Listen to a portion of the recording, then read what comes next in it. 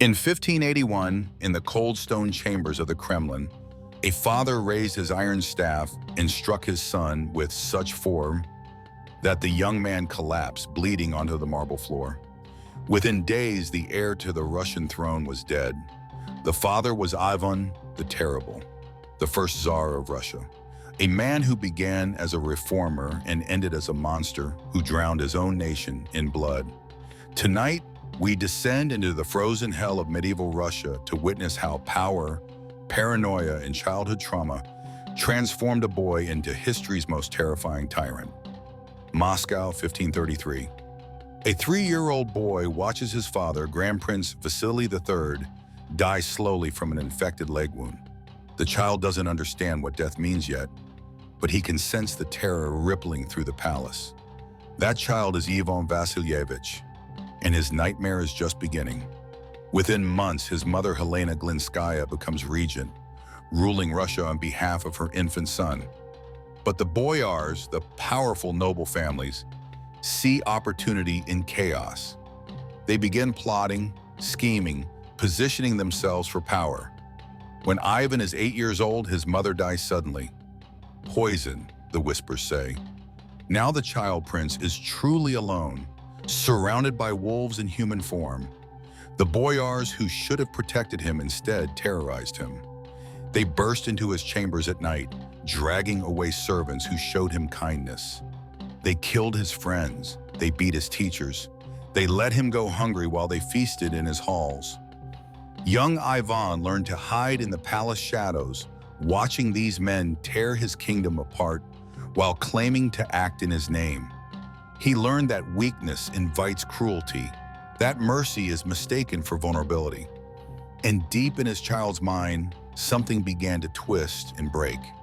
The boy spent his days studying religious texts in the Chronicles of his ancestors, grand princes who had crushed their enemies without mercy. He began torturing small animals, a darkness emerging that the boyars were too busy fighting amongst themselves to notice. By the time Ivan reached adolescence, he had learned the most dangerous lesson of all, that absolute power requires absolute ruthlessness. January 16, 1547. The Dormition Cathedral in the Kremlin. A 16-year-old Ivan Vasilievich stands before the altar, but he isn't being crowned as Grand Prince like his ancestors.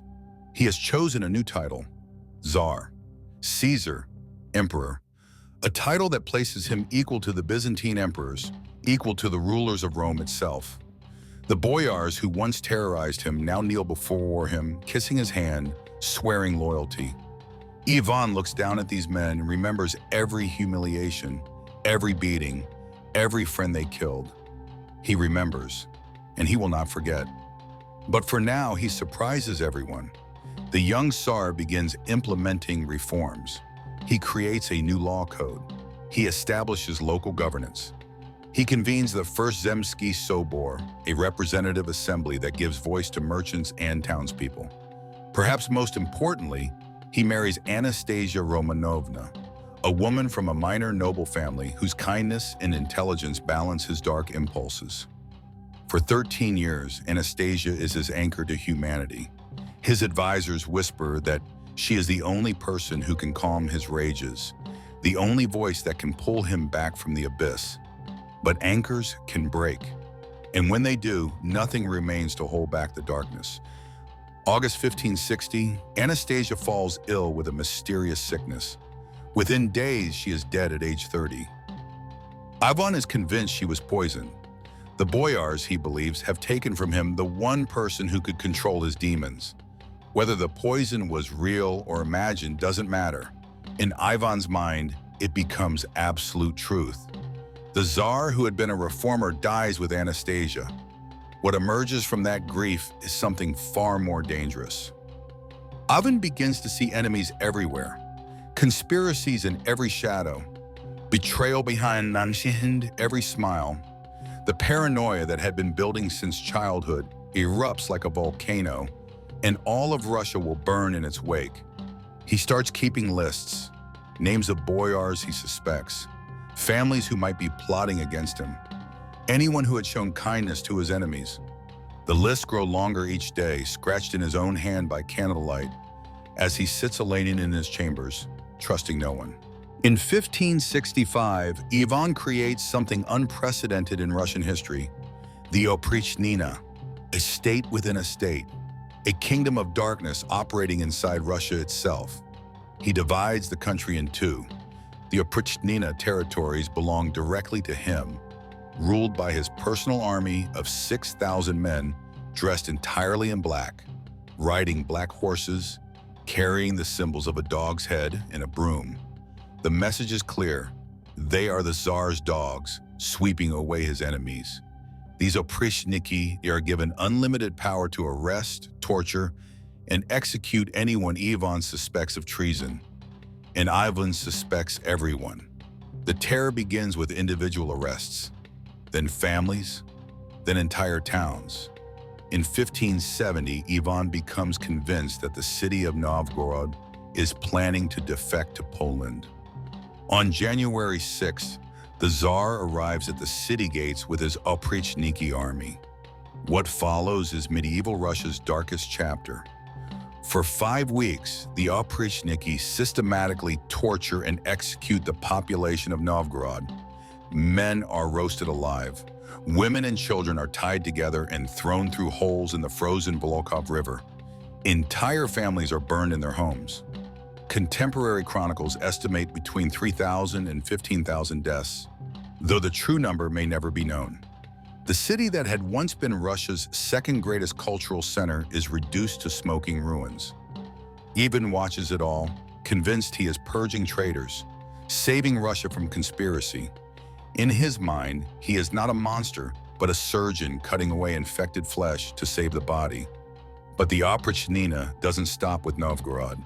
The terror spreads across Russia like a plague. Nobles are impaled on stakes. Suspected conspirators are boiled alive.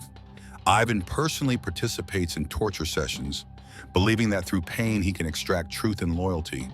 The Tsar has become the very monster he once feared as a child.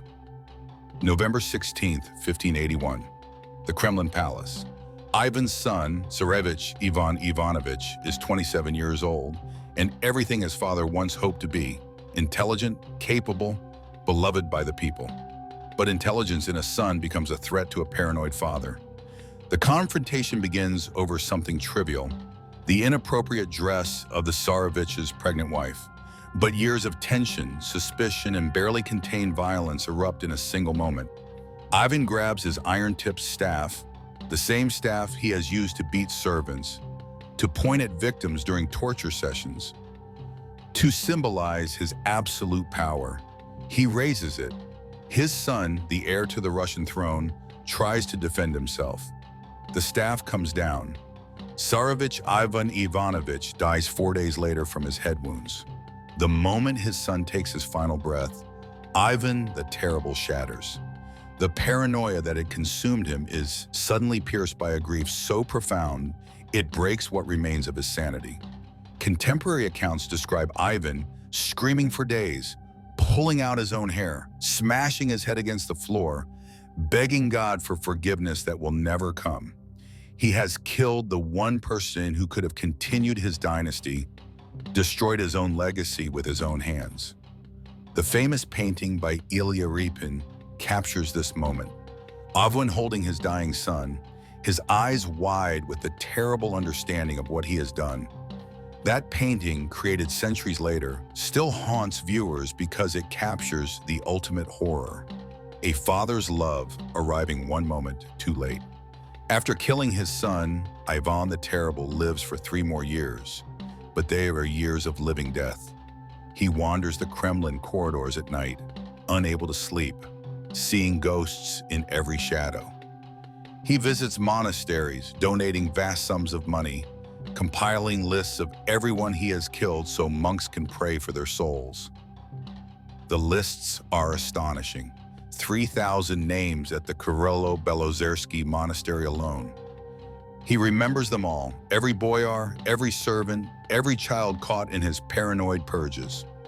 But remembering doesn't bring them back, and praying doesn't silence the screams he still hears. In March 1584, Ivan dies while preparing to play chess. Some say from natural causes. Others whisper poison. His body, examined centuries later, shows high levels of mercury.